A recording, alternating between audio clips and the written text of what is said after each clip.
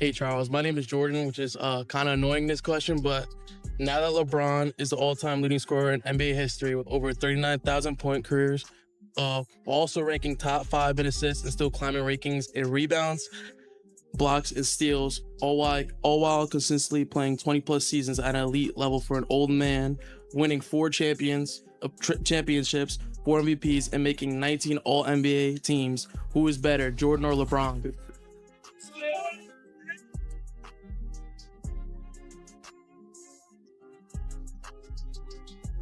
You know, those are some incredible stats. They are. Those are some incredible stats. I'm never going to say anything bad about LeBron, I told you. I think he's the third best player I've ever seen play after Michael and Kobe. Why is ring culture so much more prevalent in the NBA than in other sports? Yeah, it's funny. Yeah, I don't know. I don't know why it's discussed so much in our sport and why it's the A-all, B-all of everything. But you have to really play hard. Does that hurt you physically? No, because when I play hard all the time. You know, there's no turn it on here, turn it off here. It's just 110% at all times. A die-hard LeBron superfans. A group of die-hard LeBron devotees strutted up to Charles Barkley, certain they held the definitive proof to crown King James the greatest. Armed with an arsenal of stats and milestones, their confidence was absolute as they launched into a rapid-fire defense of his 40-point outbursts. Ranking top 5 in assists and dominating in rebounds, blocks, and steals with 4 rings and 4 MVPs over 22 seasons, it seemed bulletproof. Yet Barkley, who survived the Jordan era and witnessed the LeBron phenomenon, merely smirked like a seasoned professor about to school a reckless student.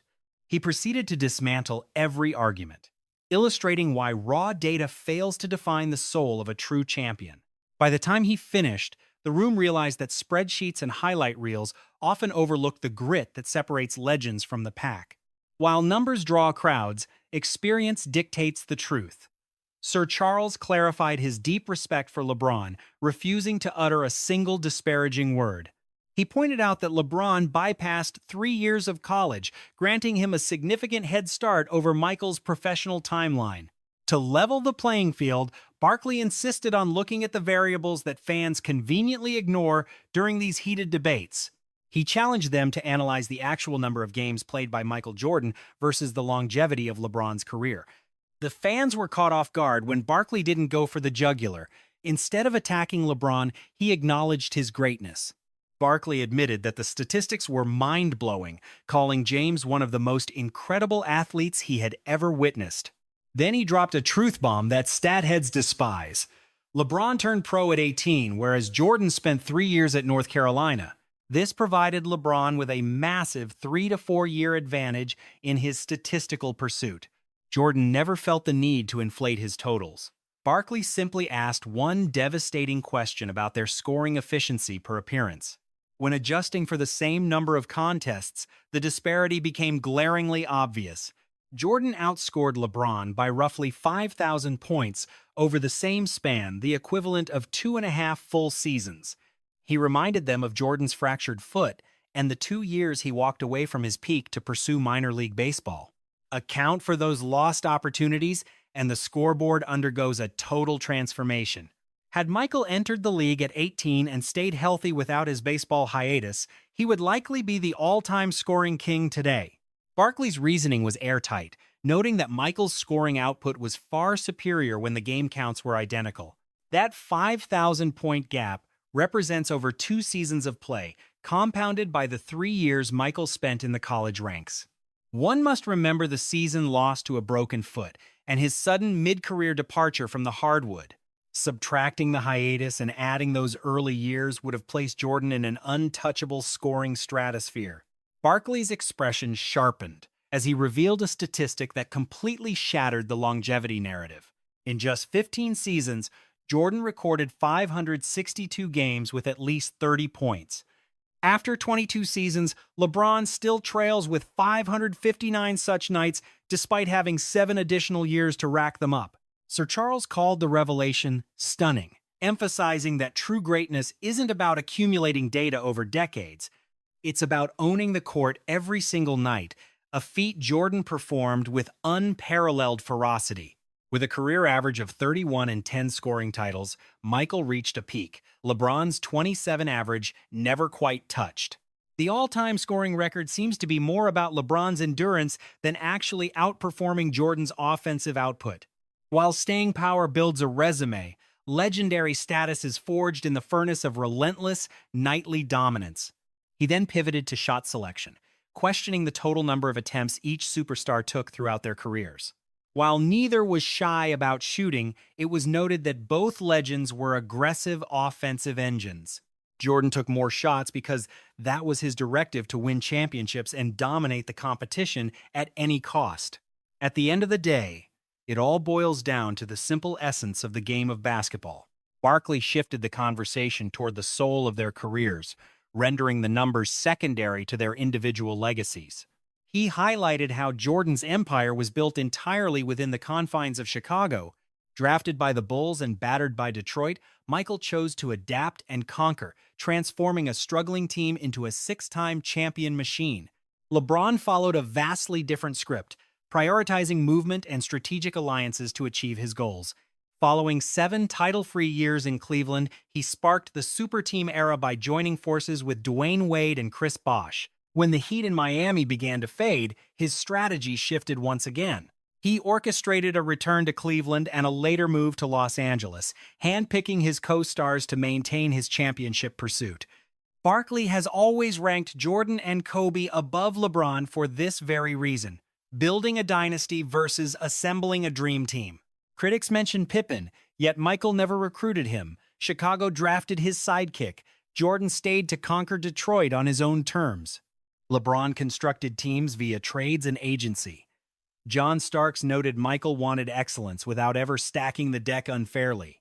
That drive to face the most brutal hurdles head-on separates true icons from mere tacticians.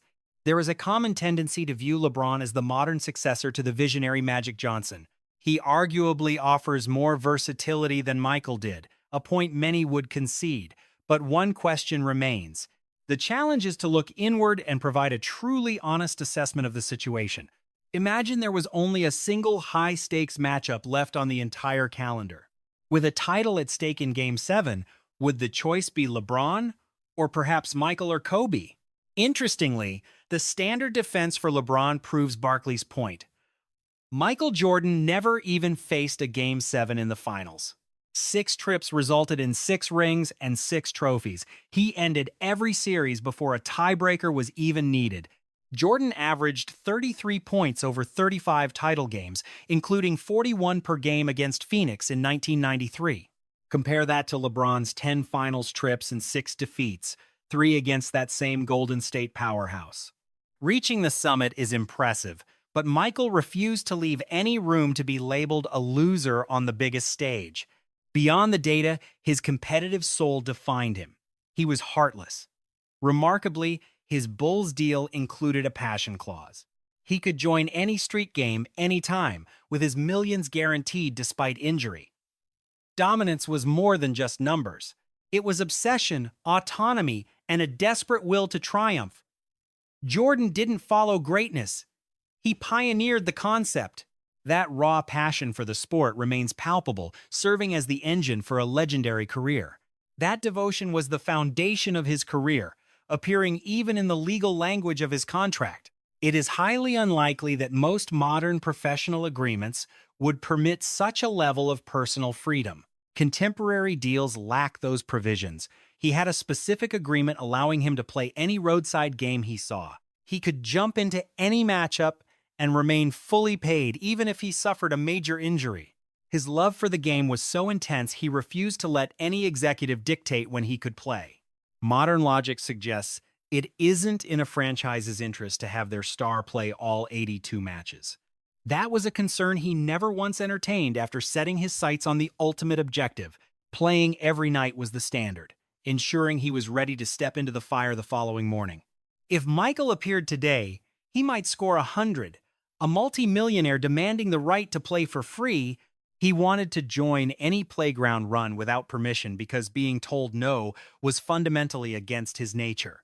That was a pure, unadulterated obsession that today's pampered superstars simply cannot comprehend. The current league focuses on protecting assets with insurance, fines for street ball, and strict physical limitations. Current stars rest often. Jordan played all 82 games yearly. At 40, he averaged 37 minutes nightly. In 22 seasons, LeBron has achieved that exactly once. Jordan's goal was nightly destruction. LeBron prioritizes longevity. One creates legends, while the other simply accumulates records. The elders agree. Julius Erving puts Michael on his first team, while LeBron misses the second due to team hopping. Stephen Marbury openly wonders how anyone could possibly rank LeBron's legacy above the fierce spirit of Kobe. What happened to the genuine animosity between rivals? The modern era seems to have lost that competitive fire. There was no warmth then. He truly despised Larry Bird and every single player wearing that Boston green. He truly disliked his opponents during the battle, becoming brothers only after their jerseys were finally retired. That friction between the Lakers and Celtics was the fuel, forcing the entire world to tune in. Perhaps the culture of modern youth basketball has softened the competitive edge of these professional athletes. Now everyone trades jerseys and smiles. They won't truly go for the jugular when the game is live. That shift in spirit has even turned the All-Star Showcase into a meaningless and soft exhibition. In the past, the East versus West clash was a war. They genuinely hated the opposing conference. Legends like Michael or Isaiah entered the arena to dismantle their rivals completely. No one was allowed to best them. Now it's just a 200 to 200 track meet. Every legend who lived through both eras has made the reality of the situation perfectly clear. True immortality isn't earned by sticking around. It's hammered out through absolute supremacy and an obsession with winning when the world watches. Michael did more than participate. He dismantled his era, cementing an unblemished championship legacy that modern icons can barely even dream of. King James possesses undeniable range and historic stamina. However, once the true yardsticks of glory rings and raw competitive savagery are applied, a staggering distance remains between the two. 2 decades later, his airness looms so large that the argument transcends mere mathematics to become something visceral. He possessed a predatory drive that no paper record could ever quantify.